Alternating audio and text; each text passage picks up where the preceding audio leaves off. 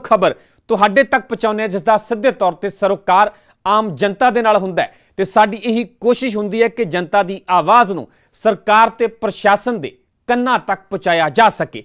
शुरू करदे हां प्रोग्राम दा सिलसिला खबर जो मुद्दा बने।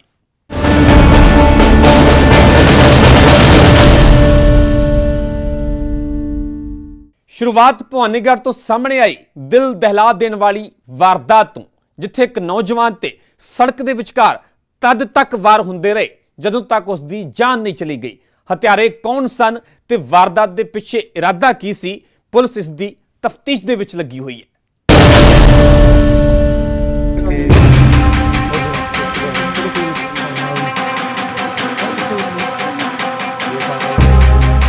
इस सुनसान सड़क ते कुछ ही सेकंडां दे बाद अजिही सनसनीखेज वारदात होने वाली सी जिसने इलाके नूं सुन्न कर दिता।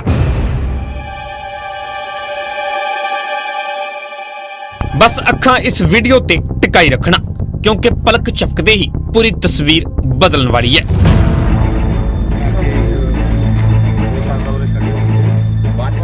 सामने तो एक शख्स आउंदा विखाई दे रहा है ते जिवें इस स्कूल दे गेट दे सामने पहुंचदा है ते दूजे पासे तो आउंदी तेज रफ्तार मोटरसाइकिल तो एक वार हुंदा है।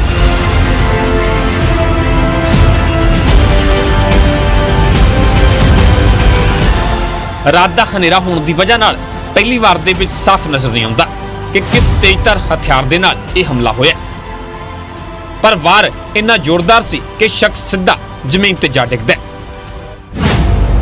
एवें लग्या कि हमलावर अपने मनसूबियां दे विच कामयाब रहे, इसलिए मौके तो फरार हो गए।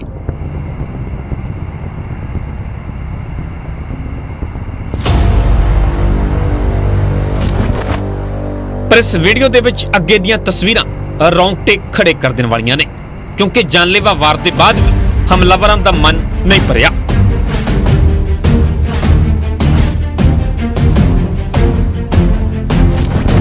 हमलावर मुड़ वापस आउंदे ने ते सवार बेसुध पए शख्स ते तद तक वार कीते जांदे ने जद तक इस गल दी तसल्ली नहीं होगी कि जिस्म दे विच जान बाकी नहीं है।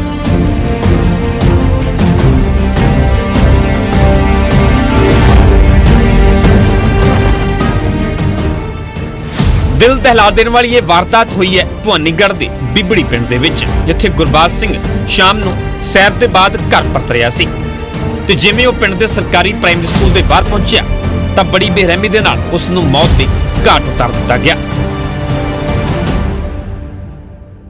अणपछाते ने कतल करता जी। किहदा कतल? गुरबाज सिंह दा जी। अच्छा, किन्नी उम्र सी मुंडे दी? ਉਹਦੀ तकरीबन 22-23 साल जी। अच्छा, की कर ਰਿਹਾ ਸੀ ਮੁੰਡਾ ਜਿਹਦਾ ਕਤਲ ਹੋਇਆ? ਉਹ ਖਾਣਾ ਖਾ ਕੇ ਸੈਰ ਕਰਨ ਆਇਆ ਹੋਇਆ ਸੀ ਇੱਧਰ ਹੀ। ਅੱਛਾ, ਕੌਣ ਆਏ ਤੇ ਕਾਹਦੇ ਆਏ ਤੇ ਉਹ ਦੋ ਜਣੇ ਸੀ, ਮੋਟਰਸਾਈਕਲ ਤੇ ਸੀਗੇ ਜੀ। पुलिस भी ऐसे सीसीटीवी के जरिए कातलों तक पहुंचने की कोशिश कर रही है ते शक के दायरे दे विच कतल के बाद मौके तो गुजरती एक कार भी है।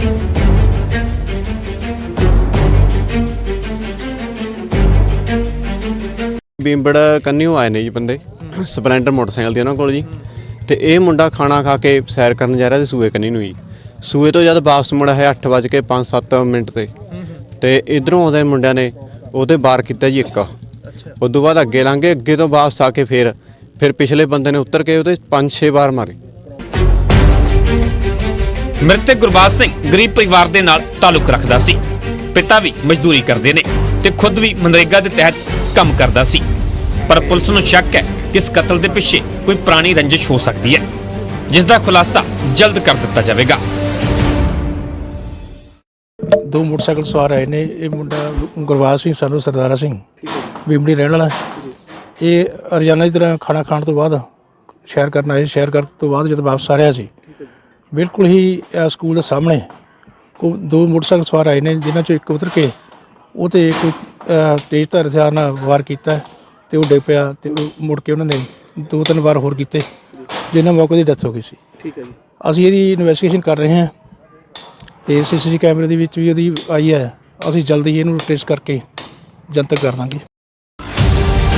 कैमरे दे विच कैद कतल दी सनसनीखेज वारदात दे नाल पूरे इलाके दे विच सनसनी है ते सवाल पुलिस तो पूछे जा रहे ने कि आखिरकार कानून व्यवस्था दा इन्ना बुरा हाल क्यों है। ਸੰਗਰੂਰ ਤੋਂ ਰਾਜੀਵ ਕੁਮਾਰ, ਨਿਊਜ਼ 18 ਪੰਜਾਬ।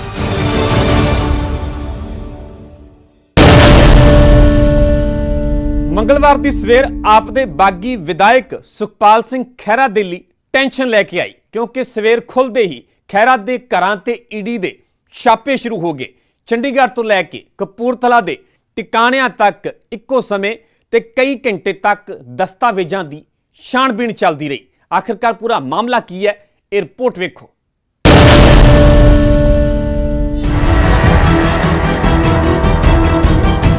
ਆਮ ਆਦਮੀ ਪਾਰਟੀ ਦੇ ਬਾਗੀ ਵਿਧਾਇਕ ਸੁਖਪਾਲ ਸਿੰਘ ਖਹਿਰਾ ਈਡੀ ਦੇ ਸ਼ਿਕੰਜੇ ਵਿੱਚ ਆ ਚੁੱਕੇ ਨੇ। ਮੰਗਲਵਾਰ ਦੀ ਚੜ੍ਹਦੀ ਸਵੇਰ ਖਹਿਰਾ ਦੀ ਚੰਡੀਗੜ੍ਹ ਸੈਕਟਰ 5 ਰਿਹਾਇਸ਼ ਤੇ ਈਡੀ ਦੀ ਟੀਮ ਨੇ ਦਬਿਸ਼ ਦਿੱਤੀ। ਖਹਿਰਾ ਨੇ ਖੁਦ ਇਸ ਛਾਪੇਮਾਰੀ ਬਾਰੇ ਮੀਡੀਆ ਨੂੰ ਜਾਣਕਾਰੀ ਦਿੱਤੀ ਹੈ ਕਿ ਮਨੀ ਲਾਂਡਰਿੰਗ ਦੇ ਇਲਜ਼ਾਮਾਂ ਹੇਠ ਉਹਨਾਂ ਦੇ ਘਰ ਤੇ ਇਹ ਛਾਪੇਮਾਰੀ ਹੋਈ ਹੈ। ਹਾਲਾਂਕਿ ਖਹਿਰਾ ਦਾ ਕਹਿਣਾ ਹੈ ਕਿ ਉਹਨਾਂ ਨੇ ਕੋਈ ਮਨੀ ਲਾਂਡਰਿੰਗ ਨਹੀਂ ਕੀਤੀ, ਸਗੋਂ ਸਰਕਾਰਾਂ ਨੇ ਕਈ ਵਾਰ ਉਹਨਾਂ ਦੀ ਆਵਾਜ਼ ਨੂੰ ਦਬਾਉਣ ਲਈ ਕੋਸ਼ਿਸ਼ ਕੀਤੀ ਹੈ। ਖਹਿਰਾ ਮੁਤਾਬਕ ਉਹਨਾਂ ਵੱਲੋਂ UAPA ਖਿਲਾਫ ਅਤੇ ਨਵਪ੍ਰੀਤ ਦੇ ਲਈ ਆਵਾਜ਼ ਚੁੱਕੀ ਜਾ ਰਹੀ ਹੈ, ਐਸੇ ਲਈ ਉਹਨਾਂ ਨੂੰ ਡਰਾਉਣ ਦੀਆਂ ਕੋਸ਼ਿਸ਼ਾਂ ਹੋ ਰਹੀਆਂ ਨੇ।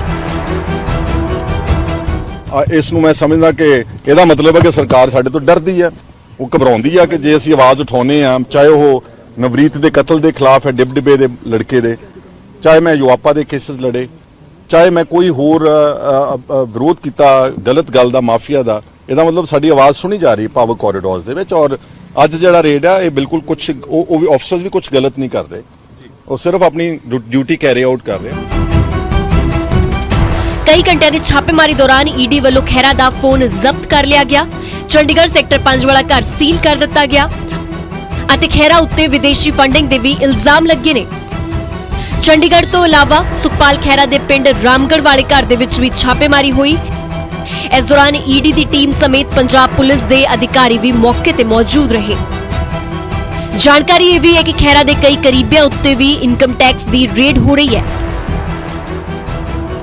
क्राइम तो एक ही किया इन्होंने, नवरीत के केस फॉलो कर रहे हैं, डिप्टी बाज साहब का, उनके जो ग्रैंडसन का है, तो इस देश में आजकल वो क्राइम ही, उनको सपोर्ट करना है तो क्राइम ही। तो उस हिसाब से जो बड़ा अच्छी बात है, ही हैज जैसे सरकार काम कर रही है, ये वो कुछ भी बता नहीं रहे, वो एक नंबर बता रहे हैं, जैसे एक FIR का नंबर होता है, वो भी बड़ी मुश्किल से निकला है कि आप कुछ तो दो। ये तो है नहीं कि आपका सपना आया और आप इधर आ गए, कोई कंप्लेंट तो हुई होगी। 2017 ਦੀਆਂ ਵਿਧਾਨ ਸਭਾ ਚੋਣਾਂ ਦੇ ਵਿੱਚ ਸੁਖਪਾਲ ਖਹਿਰਾ ਆਮ ਆਦਮੀ ਪਾਰਟੀ ਦੀ ਟਿਕਟ ਦੇ ਨਾਲ ਭੁਲੱਥ ਹਲਕੇ ਤੋਂ ਵਿਧਾਇਕ ਬਣੇ, ਪਰ ਆਮ ਆਦਮੀ ਪਾਰਟੀ ਦੀ ਦਿੱਲੀ ਲੀਡਰਸ਼ਿਪ ਦੇ ਨਾਲ ਚੱਲ ਰਹੇ ਮਤਭੇਦ ਕਾਰਨ ਉਹਨਾਂ ਨੇ ਪਾਰਟੀ ਛੱਡ ਦਿੱਤੀ ਸੀ। ਜਨਵਰੀ 2019 ਦੇ ਵਿੱਚ ਉਹਨਾਂ ਨੇ ਪੰਜਾਬ ਏਕਤਾ ਪਾਰਟੀ ਬਣਾਈ ਸੀ। ਹਾਲਾਂਕਿ ਵਿਧਾਨ ਸਭਾ ਦੇ ਵਿੱਚ ਅਜੇ ਵੀ ਉਹ ਆਮ ਆਦਮੀ ਪਾਰਟੀ ਦੇ ਹੀ ਵਿਧਾਇਕ ਹਨ। ਉਹਨਾਂ ਨੇ ਵਿਧਾਨ ਸਭਾ ਦੇ ਸਪੀਕਰ ਨੂੰ ਵਿਧਾਇਕ ਦੇ ਅਹੁਦੇ ਤੋਂ ਅਸਤੀਫਾ ਦੇ ਦਿੱਤਾ ਹੈ, ਪਰ ਅਜੇ ਤੱਕ ਇਸ ਤੇ ਕੋਈ ਫੈਸਲਾ ਨਹੀਂ ਹੋਇਆ ਹੈ। ਚੰਡੀਗੜ੍ਹ ਤੋਂ ਪੰਕਜ ਕਪਾਹੀ ਤੇ ਕਪੂਰਥਲਾ ਤੋਂ ਜਗਜੀਤ ਤੰਜੂ, ਨਿਊਜ਼ 18 ਪੰਜਾਬ।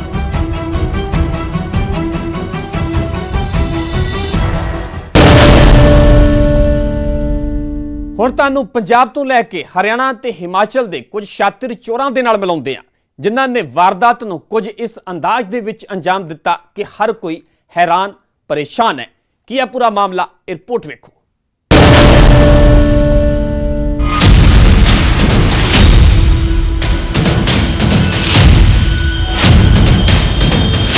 ਚੋਰੀ ਦੀਆਂ ਵਾਰਦਾਤਾਂ ਦੀ CCTV ਫੁਟੇਜ ਤੁਸੀਂ ਕਈ ਵਾਰ ਦੇਖੀ ਹੋਵੇਗੀ। ਕਈ ਸ਼ਾਤਰ ਚੋਰਾਂ ਦੀਆਂ ਖਬਰਾਂ ਤੁਸੀਂ ਸੁਣੀਆਂ ਅਤੇ ਪੜ੍ਹੀਆਂ ਵੀ ਹੋਣਗੀਆਂ, ਪਰ ਯਕੀਨ ਮੰਨੋ ਅੰਮ੍ਰਿਤਸਰ ਤੋਂ ਆਈ ਚੋਰੀ ਦੀ ਇਸ ਖਬਰ ਨੂੰ ਜਾਣ ਕੇ ਤੁਸੀਂ ਹੈਰਾਨ ਰਹਿ ਜਾਵੋਗੇ। ਗੁਰੂ ਨਗਰੀ ਦੇ ਪੌਸ਼ ਇਲਾਕੇ ਰਣਜੀਤ ਐਵਨਿਊ ਤੋਂ ਚੋਰਾਂ ਨੇ ਪਹਿਲਾਂ ਇੱਕ ਐਕਟਿਵਾ ਚੁਰਾਈ ਅਤੇ ਫਿਰ ਉਸ ਸਕੂਟੀ ਦੇ ਵਿੱਚ ਰੱਖੇ ATM ਕਾਰਡ ਤੋਂ 30,000 ਰੁਪਏ ਵੀ ਕਢਵਾ ਲਏ। ਹੁਣ ਤੁਸੀਂ ਸੋਚ ਕੇ ਹੈਰਾਨ ਹੋਵੋਗੇ ਕਿ ਆਖਿਰ ਬਿਨਾਂ ਪਾਸਵਰਡ ਦੇ ਸ਼ਾਤਰ ਚੋਰ ATM ਤੋਂ ਪੈਸੇ ਕਿਵੇਂ ਕਢਵਾ ਸਕਦਾ ਹੈ। ਤਾਂ ਤੁਹਾਨੂੰ ਦੱਸ ਦਈਏ ਕਿ ਚੋਰ ਨੇ ਸਕੂਟੀ ਦੇ ਨੰਬਰ ਨੂੰ ATM ਪਿਨ ਮੰਨ ਕੇ ਪੈਸੇ ਕੱਢਣ ਦੀ ਕੋਸ਼ਿਸ਼ ਕੀਤੀ, ਜਿਸ ਦੇ ਵਿੱਚ ਉਹ ਕਾਮਯਾਬ ਵੀ ਹੋ ਗਿਆ। ਮੈਂ ਪਿੰਡ 12 ਵਜੇ 12:30 ਜਦੋਂ ਵਾਪਸ ਆਈ ਤਾਂ ਐਕਟਿਵਾ ਨਹੀਂ ਹੈਗੀ ਤੇ ਮੇਰੇ ਹਸਬੰਡ ਦੀ ਕੋਲ ਆਈ ਕਿ ਕ੍ਰੈਡਿਟ ਕਾਰਡ ਦਾ ਸਵਾਈਪ ਹੋ ਗਿਆ ਹੈ ਕਿ ਤੂੰ ਕ੍ਰੈਡਿਟ ਕਾਰਡ ਯੂਜ਼ ਕੀਤਾ। ਮੈਂ ਕਿਹਾ ਨਹੀਂ, ਮੈਂ ਨਹੀਂ ਯੂਜ਼ ਕੀਤਾ। ਤਾਂ ਫਿਰ ਪਤਾ ਚੱਲਿਆ, ਮੈਂ ਜਦੋਂ ਵਾਪਸ ਆ ਕੇ ਦੇਖਿਆ ਤਾਂ ਉੱਥੇ ਐਕਟਿਵਾ ਨਹੀਂ ਹੈਗੀ। ਉਹਨੇ ਐਕਟਿਵਾ ਦਾ ਨੰਬਰ ਸੀ ਉਹੀ ਸੇਮ ਪਾਸਵਰਡ ਸੀ, ਸ਼ਾਇਦ ਉਹੀ ਉਹਨੇ ਟਰਾਈ ਕਰ ਲਿਆ।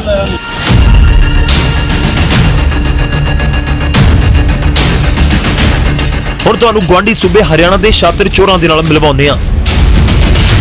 ਤਸਵੀਰ ਤੁਹਾਡੀ ਟੀਵੀ ਸਕਰੀਨ ਤੇ ਜੋ ਝੱਜਰ ਦੀ ਹੈ। ਇੱਕ ਜੁਐਲਰੀ ਸ਼ਾਪ ਦੇ ਵਿੱਚ 3 ਸ਼ਾਤਰ ਚੋਰ 3.5 ਲੱਖ ਦੇ ਗਹਿਣੇ ਲੈ ਕੇ ਫਰਾਰ ਹੋ ਗਏ। ਤਸਵੀਰਾਂ ਚੋਰੀ ਸਾਫ਼ ਨਜ਼ਰ ਆ ਰਹੀ ਹੈ। ਕਾਊਂਟਰ ਦੇ ਸਾਹਮਣੇ ਬੈਠੀ ਕੁੜੀ ਬੜੇ ਸ਼ਾਤਰ ਤਰੀਕੇ ਦੇ ਨਾਲ ਕੁਝ ਗਹਿਣੇ ਚੁੱਕ ਕੇ ਆਪਣੇ ਪਿੱਛੇ ਬੈਠੇ ਸ਼ਖਸ ਨੂੰ ਦਿੰਦੀ ਹੈ ਅਤੇ ਉਹ ਸ਼ਖਸ ਉਸ ਦੇ ਕੋਲ ਬੈਠੀ ਮਹਿਲਾ ਨੂੰ ਦਿੰਦਾ ਹੈ। 6 बजे करीब, पौने 6 बजे करीब एक आदमी था, 2 लेडीज आई। उन्होंने कुछ ज्वेलरी मांगी, हमने दिखाई तो उसने पता नहीं क्या करा क्या नहीं करा, दिमाग ऐसा कर दिया बिल्कुल बेकार। और उसमें जो है ना वो 3 लाख रुपए करीब जेवर लेके चले गए, जिसमें 2 चैन, एक जेंट्स अंगूठी, 8 जोड़ी पाड़ी। ਝੱਜਰ ਦੇ ਸ਼ਾਤਰ ਚੋਰਾਂ ਨੂੰ ਤੁਸੀਂ ਦੇਖਿਆ। ਹੁਣ ਤੁਹਾਨੂੰ ਹਿਮਾਚਲ ਦੇ ਉਨਾ ਲੈ ਕੇ ਚੱਲਦੇ ਹਾਂ, ਜਿੱਥੇ ਚੋਰਾਂ ਨੇ ਇੱਕ ਰਾਤ ਦੇ ਵਿੱਚ 8 ਦੁਕਾਨਾਂ ਦੇ ਤਾਲੇ ਤੋੜ ਦਿੱਤੇ ਅਤੇ ਉਹ ਵੀ ਜ਼ਿਲ੍ਹੇ ਦੇ ਪੁਲਿਸ ਮੁਖੀ ਦੇ ਦਫ਼ਤਰ ਤੋਂ ਸਿਰਫ 200 ਮੀਟਰ ਦੀ ਦੂਰੀ ਉੱਤੇ। 7-8 दुकानों के शटर टूटे हैं जी। हमारा भी शटर टूट गया रात को, जैसे साथ में कैमरा लगा हुआ है वहाँ पे आया 3:26 पे 3 आदमी आए और शटर को खींच के अंदर घुस के यहाँ पे हमारा कैश बॉक्स को निकाल के थोड़ा बहुत कैश था क्योंकि कल हमने किराया दे दिया है, इस करके थोड़ा सा कैश था वो 60-70 रुपये ले गए हैं। बाकी सामान इंटैक्ट है पर 8-10 शटर रात को यहाँ ਤਿੰਨੋਂ ਹੀ ਮਾਮਲਿਆਂ ਦੇ ਵਿੱਚ ਖਾਕੀ ਫਿਲਹਾਲ ਖਾਲੀ ਹੱਥ ਹੈ। ਹਾਲਾਂਕਿ ਪੁਲਿਸ ਸੀਸੀਟੀਵੀ ਦੇ ਆਧਾਰ ਦੇ ਉੱਤੇ ਚੋਰਾਂ ਨੂੰ ਕਾਬੂ ਕਰਨ ਦੀ ਗੱਲ ਕਹਿ ਰਹੀ ਹੈ। ਦੇਖਣਾ ਹੋਵੇਗਾ ਕਦੋਂ ਤੱਕ ਪੁਲਿਸ ਕਾਮਯਾਬ ਹੋ ਪਾਉਂਦੀ ਹੈ। ਅੰਮ੍ਰਿਤਸਰ ਤੋਂ ਅਮਿਤ ਸ਼ਰਮਾ, ਝੱਜਰ ਤੋਂ ਪ੍ਰਦੀਪ ਧਨਖੜ ਤੇ ਉਨਾ ਤੋਂ ਅਮਿਤ ਸ਼ਰਮਾ, ਨਿਊਜ਼ 18 ਪੰਜਾਬ।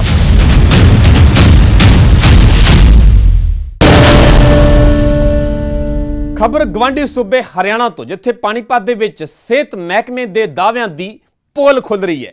ਨਾ ਗਰਭਵਤੀ ਮਹਿਲਾਵਾਂ ਦੇ ਲਈ ਸਟ੍ਰੈਚਰ ਦਾ ਇੰਤਜ਼ਾਮ ਹੈ ਤੇ ਨਾ ਹੀ ਬਜ਼ੁਰਗਾਂ ਦੇ ਲਈ ਵੀਲ ਚੇਅਰ। ਆਲਮ ਇਹ ਹੈ ਕਿ ਸਭ ਕੁਝ ਉੱਪਰ ਵਾਲੇ ਦੇ ਭਰੋਸੇ ਚੱਲ ਰਿਹਾ ਹੈ।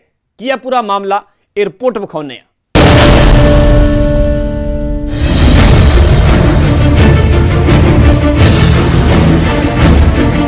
ਪੈਟਰੋਲ ਡੀਜ਼ਲ ਦੀ ਟੈਨਸ਼ਨ ਨਹੀਂ, ਟ੍ਰੈਫਿਕ ਦੀ ਵੀ ਜ਼ਿਆਦਾ ਫਿਕਰ ਨਹੀਂ, ਕਿਉਂਕਿ ਪਾਣੀਪਤ ਦੇ ਵਿੱਚ ਇਹ ਹੁਣੇ ਹਵਾਦਾਰ ਐਂਬੂਲੈਂਸ ਚੱਲਣ ਲੱਗੀ ਹੈ। ਹੁਣ ਇਸ ਮਜ਼ਾਕ ਨੂੰ ਜ਼ਿਆਦਾ ਸੀਰੀਅਸ ਨਾ ਲੈਣਾ, ਕਿਉਂਕਿ ਸੀਰੀਅਸ ਗੱਲ ਤਾਂ ਹੁਣ ਆਉਣ ਵਾਲੀ ਹੈ।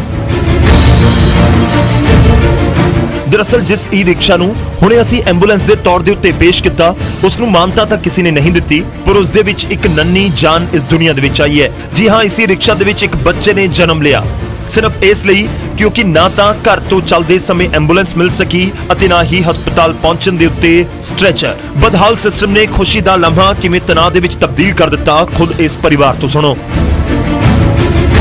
सुबह से दर्द हुआ था तो किसी को बताया नहीं, मुझसे फोन की, मैं काम से चला आया और मकान मालिक से बोला तो आशा को लेकर आई तो रास्ते में नॉर्मल डिलीवरी हो गया। क्या नाम है? संदीप यादव।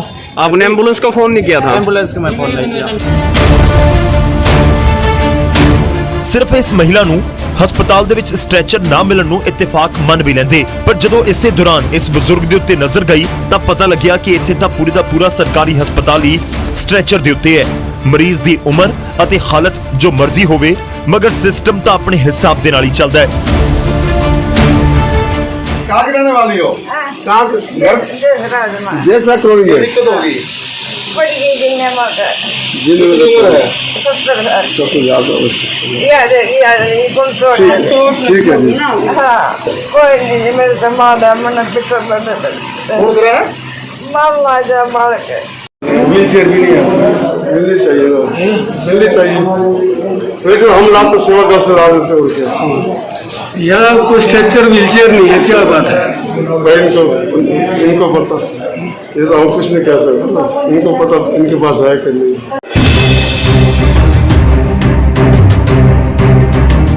ਅੱਖਾਂ ਡਿੱਠੀ ਅਤੇ ਕੰਨਾਂ ਤੋਂ ਸੁਣੀਆਂ ਗੱਲਾਂ ਤੋਂ ਬਾਅਦ ਇਹ ਜ਼ਰੂਰੀ ਸੀ ਕਿ ਹਸਪਤਾਲ ਇਸ ਬਿਮਾਰੀ ਦੀ ਵਜ੍ਹਾ ਪਤਾ ਕਰ ਸਕੇ। ਇਸ ਲਈ ਸੀਐਮਓ ਸਾਹਿਬ ਤੋਂ ਵੀ ਸਿੱਧੇ ਸਵਾਲ ਹੋਏ, ਜਿਨ੍ਹਾਂ ਦੀ ਗੱਲਾਂ ਤੋਂ ਲੱਗਿਆ ਹੀ ਨਹੀਂ ਕਿ ਹਸਪਤਾਲ ਦੇ ਵਿੱਚ ਕਿਸੇ ਚੀਜ਼ ਦੀ ਕਮੀ ਹੈ, ਬਸ ਲੋਕਾਂ ਨੂੰ ਉਸ ਦਾ ਫਾਇਦਾ ਮਿਲਦਾ ਕਿਉਂ ਨਹੀਂ, ਇਸ ਦੀ ਤਫਤੀਸ਼ ਦਾ ਭਰੋਸਾ ਜ਼ਰੂਰ ਦਿੱਤਾ ਗਿਆ। स्ट्रेचर है, व्हील चेयर्स हैं, ये हमारे पास सफिशिएंट क्वांटिटी में उपलब्ध हैं और ओपीडी में भी ये चीज़ें रहती हैं, जहाँ पे पेशेंट अगर चल फिर नहीं सकते, ओपीडी में दिखाने आते हैं, वहाँ व्हील चेयर प्रोवाइड की जाती है और गेट के ऊपर ही रखी होती है। जहाँ एंट्री पॉइंट है, जहाँ पे हमारे ये जो ओपीडी के नंबर कार्ड्स रजिस्टर करने के बाद में इशू होते हैं, उसके पास में भी ये रखी होती हैं। और जो अंदर जो आते हैं, जैसे रैंप के आसपास, इधर भी ऑन डिमांड ये अवेलेबल रहता है। इमरजेंसी के अंदर भी ये चीज़ें होती हैं। ਲੰਬੇ ਵਕਤ ਤੋਂ ਸੁਣ ਰਹੇ ਹਾਂ ਕਿ ਹਸਪਤਾਲ ਮਾਡਰਨ ਹੋ ਰਹੇ ਨੇ, ਪਰ ਜਦੋਂ ਅਜਿਹੀਆਂ ਤਸਵੀਰਾਂ ਦਿਖਦੀਆਂ ਨੇ ਤਾਂ ਸਵਾਲ ਪੁੱਛਣਾ ਲਾਜ਼ਮੀ ਹੋ ਜਾਂਦਾ ਹੈ ਕਿ ਕੀ ਹਸਪਤਾਲ ਦੇ ਮਾਡਰਨ ਹੋਣ ਤੋਂ ਬਾਅਦ ਬੁਨਿਆਦੀ ਸਹੂਲਤਾਂ ਭੁਲਾ ਦਿੱਤੀਆਂ ਜਾਂਦੀਆਂ ਨੇ। ਪਾਨੀਪਤ ਤੋਂ ਸੁਮਿਤ ਭਾਰਦਵਾਜ, ਨਿਊਜ਼ 18 ਪੰਜਾਬ।